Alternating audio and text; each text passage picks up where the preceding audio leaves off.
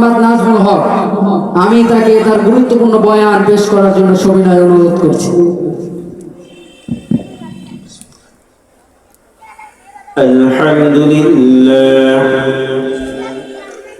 আলহামদুলিল্লাহিল আকরাম الذي خلق الإنسان وكرم علمه من البيان ما لم يعلم فسبحان الذي لا يحصى امتنانه باللسان ولا بالقلم ونشهد أن لا إله إلا الله وحده لا شريك له ونشهد أن سيدنا وسندنا وحبيب طبيب قلوبنا وأولانا ومولانا محمدا عبده ورسوله أما بعد فأعوذ بالله من الشيطان الرجيم بسم الله الرحمن الرحيم قل إن كنتم تحبون الله قل إن كنتم تحبون الله فاتبعوني يحببكم الله ويغفر لكم ذنوبكم والله غفور رحيم وقال عليه الصلاة والسلام لا يؤمن أحدكم حتى أكون أحب إليه من والده وولده والناس أجمعين وقال النبي صلى الله عليه وسلم لا يؤمن أحدكم حتى أكون أحب إليه من والده وولده والناس أجمعين قال الشاعر العلام दिन की सूरज डूब रही है हम लोगों की सामने रोज महशर में क्या जब भाई मुस्तफा की सामने रोज महशर में क्या जब भाई मुस्तफा की सामने बलगल उला बिकमालिही كشف الدجى بجماله حسنت جميع خصاله صلوا عليه وآله पूर्व की हवाएं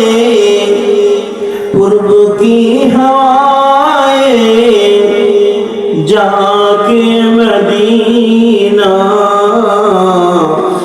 पूछा दो सलम मेरे कदम पे शहाना बलगल उला बिकमालिही कशफत दुजा बिजमालिही हसनत जमीअ खिसालिही सल्लू अलैहि व आलिही परिंदे होता अगर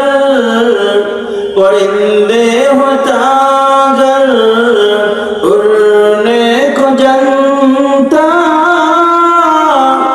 जाके रोज़ा कदम पे चूमना बलगल उला बिकमालिही कशफत दुजा बिजमालिही हसनत जमीअ खिसालिही सल्लू अलैहि व आलिही मोहब्बतेर शहीद दरूद पढ़ी अल्लाहुम्मा सल्लि अला मुहम्मद وعلى آل محمد كما صليت على إبراهيم وعلى آل إبراهيم إنك حميد مجيد اللهم بارك على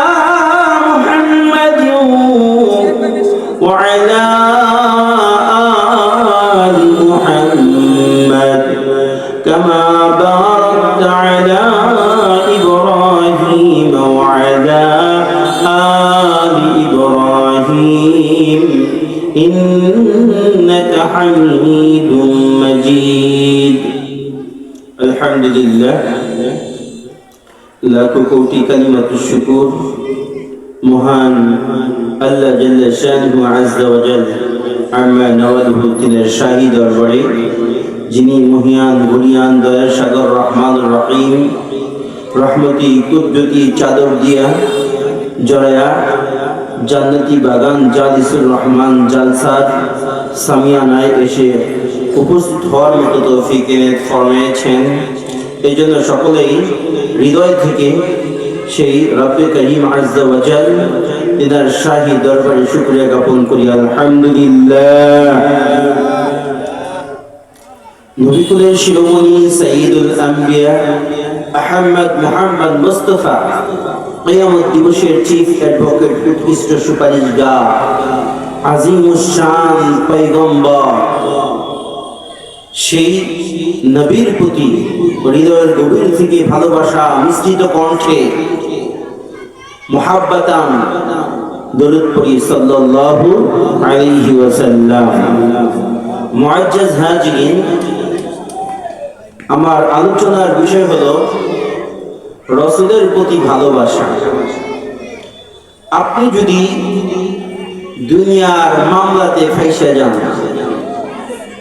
এখন আমরা সকলেই সচরাচর চলাফেরা ইত্যাদির ক্ষেত্রে দেখতে পাই যে মামলা মোকদ্দমা, আমার এক ভাই আরেক ভাইয়ের প্রতি মামলা দায়ের করে মোকদ্দমা করে, এটার জন্য সেই ভাই সফলতা পায়। যেই ভাইয়ের উকিল, মুক্তার, ডিসি, এসপি, জজ, ব্যারিস্টার এদের সাথে যে ভাইয়ের সম্পর্ক যত ভালো, তার মামলা তত দ্রুত তত তাড়াতাড়ি নিষ্পেষণ হয়ে যায়। ও মুসলমান ইমানদার, একবার চিন্তা করে দেখো, তোমার আকলের ভিতরে এই চিন্তাটা একবার করে দেখো। পৃথিবীর জমিন থেকে আজকে নয়, কালকে নয়, একদিন না একদিন তুমি আমি যাব রোজে মাহশার, সেই দিন যেদিন পয়গম্বরটা টাইমান হবেন। রোজে মাহশারে পয়গম্বরের সামনে উম্মতে মুহাম্মাদি হিসেবে কি জবাব দেব? কবি শেরের ভিতর বর্ণনা করেন, रोज महशर में क्या जब भाई, रोज महशर में क्या जब भाई, मुस्तफा की सामने दिन की सूरज डूब रही है, दिन की सूरज डूब रही है। দিনের সূর্য দিনের বাতি ডুবে যেতেছে। রোজ মাহশারে মুস্তাফা তোমার আমার পয়গম্বর, তার সামনে কি জবাব দিবা? তোমার সঙ্গে পয়গম্বরের মহব্বত নাই, তোমার সঙ্গে পয়গম্বরের কোনো ভাব নাই, ভঙ্গি নাই। এমন অবস্থায় যদি তুমি মারা যাও, ইন্তেকাল করো, ইন্তেকাল করার পর যখন তোমাকে কষ্ট করা হবে, মান রব্বুকা, তোমার রব কে? ওমা দীনুকা, তোমার দিন কি? ওমা হাদার রাজুলুল্লাযী বুইসা ফীকুম, এই ব্যক্তিকে যে তোমাদের মাঝে, এই ব্যক্তিকে আমি পাঠিয়েছিলাম, এই ব্যক্তিকে আমার আপনার সামনে সেই পয়গম্বরের ছবি ধারণ করা হবে। পয়গম্বরের সঙ্গে যদি মহব্বত না থাকে, আপনি ছবি দেখেও পয়গম্বরকে চিনবেন না। এই জন্য পয়গম্বরের সঙ্গে ভালোবাসা কেমন হওয়া উচিত, যেমন ভালোবাসার কথা নবী আরবি মুহাম্মাদুর রাসূলুল্লাহ সাল্লাল্লাহু আলাইহি ওয়াসাল্লাম তার পবিত্র জবান নিঃসৃত বাণী বর্ণনা করেছেন, লা ইউমিনু আহাদুকুম হাত্তা আকুনা আহাব্বা ইলাইহি মিন ওয়ালিদিহি ওয়া ওয়ালাদিহি ওয়ান নাসি আজমাইন। ও মুসলমান ইমানদার, লা ইউমিনু আহাদুকুম, ততক্ষণ পর্যন্ত তুমি ইমানদার নও, ততক্ষণ পর্যন্ত তুমি মুমিন হইতে পারবে না, মুত্তাকি হইতে পারবে না, ততক্ষণ পর্যন্ত তুমি মুসলমান হইতে পারবে না, যতক্ষণ পর্যন্ত না তোমার ভালোবাসা পৃথিবীতে তোমার আপনজন মা বাবা স্ত্রী পুত্র সন্তান সন্তানাদি এদের চাইতে তার ভালোবাসা তোমার অন্তরে বেশি না হবে, ততক্ষণ পর্যন্ত তুমি মুমিন নও। আর যদি মুমিন না হইতে পারো, কবরের জগতের প্রথম প্রশ্নে তোমার প্রশ্নই তুমি ফেল। এরকম ফেল ওলা মানুষ হয়ে কিন্তু পয়গম্বরের সুপারিশ পাওয়া যাবে না, কারণ আমার আপনার পয়গম্বর আখির জামান নবী সাইয়্যিদুল মুরসালিন মুহাম্মাদুর রাসূলুল্লাহ সাল্লাল্লাহু আলাইহি ওয়াসাল্লাম বলেন, সেই দিন কিয়ামত দিবসের চিফ অ্যাডভোকেট। পৃথিবীর জমিনে অ্যাডভোকেটের সঙ্গে আপনার যদি মিল থাকে, উকিলের সঙ্গে যদি আপনার ভালো সম্পর্ক থাকে, মামলা থেকে আইন আদালতের ফাঁক ফকর দিয়ে বের হয়ে যান, ঠিক এমনি ভাবে আল্লাহর পয়গম্বরের সঙ্গে যদি আপনার মহব্বত হয়ে যায়, আদালতের কিবরিয়াতেও মালিক এর দরবারে পয়গম্বর দাঁড়িয়ে আপনার ব্যাপারে পয়গম্বর সুপারিশ করবেন। এই জন্য পয়গম্বরের প্রতি মহব্বত কেমন থাকা দরকার, যেমন মহব্বত ছিল উহুদ পাহাড় পয়গম্বরকে মহব্বত করত। উহুদ একটা কি পাহাড়, এই পাহাড় পয়গম্বরকে মহব্বত করত।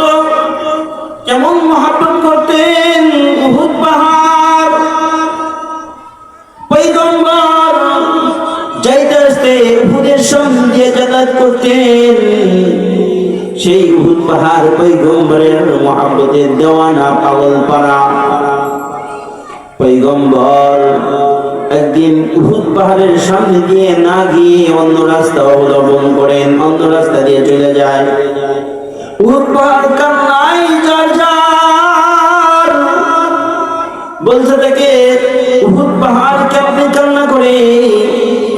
উহুদ পাহাড় মালিকের কাছে নালিশ জানায় যে আমার এইখান দিয়ে পয়গম্বর হাইটে দিত।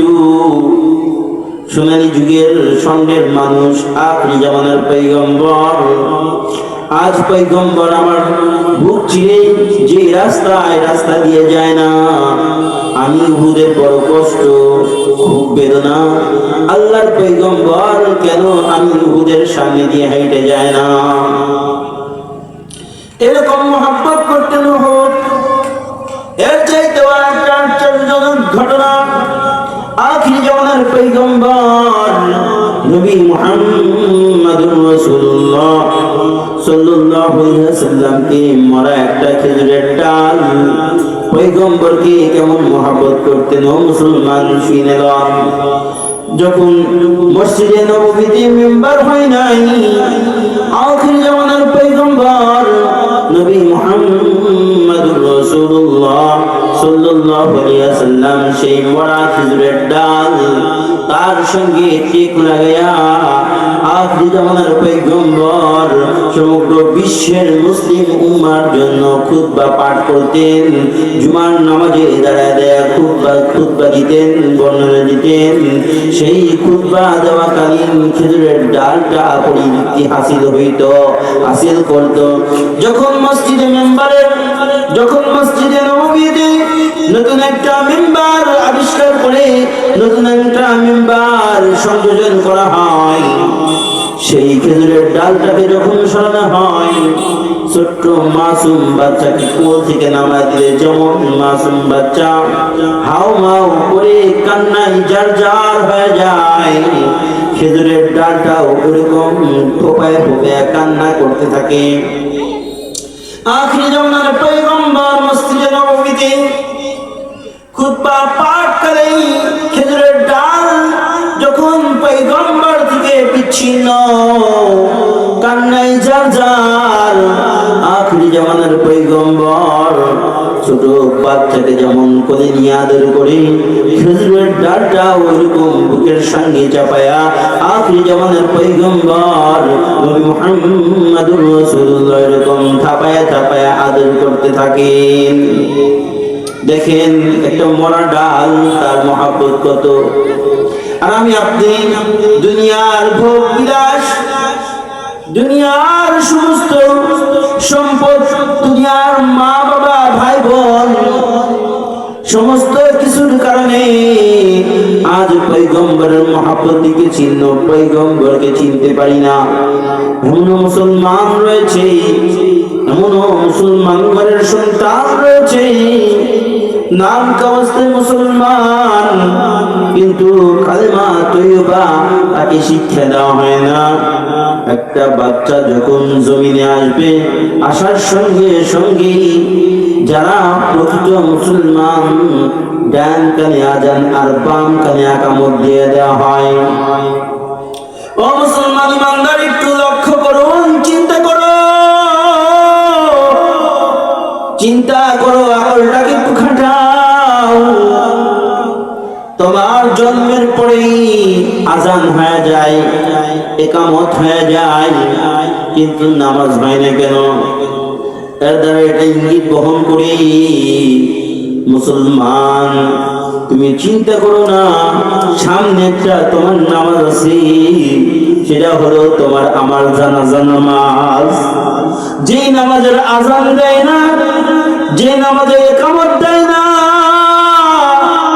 কিন্তু ওই নামাজের আজান এবং একামত তুমি তোমার জন্মের পরেই তোমার কণ্ঠ শিখাই আল্লাহু আকবার, আল্লাহু আকবার, হাইয়া আলাস সালাহ, হাইয়া আলাস সালাহ, হাইয়া আলাল ফালাহ, হাইয়া আলাল ফালাহ, যখনই তোমার কণ্ঠ শিখে পৌঁছানো হয়েছে قد قامت الصلاة, قد قامت الصلاة, একামত তোমার কণ্ঠ শিখে পৌঁছানো হয়েছে। ও মুসলমান ইমানদার, এর দ্বারা এটি বুঝাইতেছি তোমার সামনে একটা নামাজ আছে, সেই নামাজটাই হলো তোমার জানাজা নামাজ। এই জন্য সেই জগতে অ্যাডভোকেট হিসেবে পয়গম্বরকে পেতে চান কি চান না? তাহলে পেতে যদি চান, অ্যাডভোকেট সঙ্গে আপনার মহব্বত ভালোবাসা রাখতে হবে। পয়গম্বরের প্রতি কেমন আচরণ, কেমন মহব্বত ছিল? ও মুসলমান ইমানদার, পয়গম্বরের প্রতি আবু বকর সিদ্দিকের মহব্বত কেমন ছিল? আল্লাহর পয়গম্বর আবু বকর এর ঘরে যে দরজায় যে যখন কোরআন আনে, আয় আবু বকর চলো, তুমি তো আমার হিজরতের সঙ্গী। আবু বকর সঙ্গে সঙ্গে দরজা খুলে দেয়। আখির জামানার পয়গম্বর ডাক দিয়ে বলে, ওগো আবু বকর, তুমি কি ঘুমাও নাই? আবু বকর সিদ্দিক ডাক দিয়ে বলে, ওগো আল্লাহর পয়গম্বর, যেদিন থেকে আমি শুনেছি আমি নবী মুহাম্মদুর রাসূলুল্লাহ সাল্লাল্লাহু আলাইহি ওয়াসাল্লাম এর হিজরতের সঙ্গী হব, সেদিন থেকে আমি আবু বকর বিছনায় আর পিঠ লাগাই না। এইভাবে আবু বকর হযরত মুহাম্মদুর রাসূলুল্লাহ সাল্লাল্লাহু আলাইহি ওয়াসাল্লামকে ভালোবাসতেন। শুধু কি তাই, হিজরতের সময় একবার আবু বকর সিদ্দিক রাদিয়াল্লাহু তাআলা আনহু পয়গম্বর নবী মুহাম্মদুর রাসূলুল্লাহ সাল্লাল্লাহু আলাইহি ওয়াসাল্লামের আগে চলে যায়, একবার ডাইনে যায়, একবার পিছে যায়, একবার বামে যায়। আল্লাহর হাবিব কিবরিয়া যাই হোক, আজান হয়ে গেছে। আমরা এইখান থেকে এটাই বুঝলাম যে আল্লাহ পয়গম্বর নবী মুহাম্মদুর রাসূলুল্লাহ সাল্লাল্লাহু আলাইহি ওয়াসাল্লামকে যদি মহব্বত করতে পারি তাহলে কিয়ামতের আদালতে আমরা কামিয়াবি হব ইনশাআল্লাহ।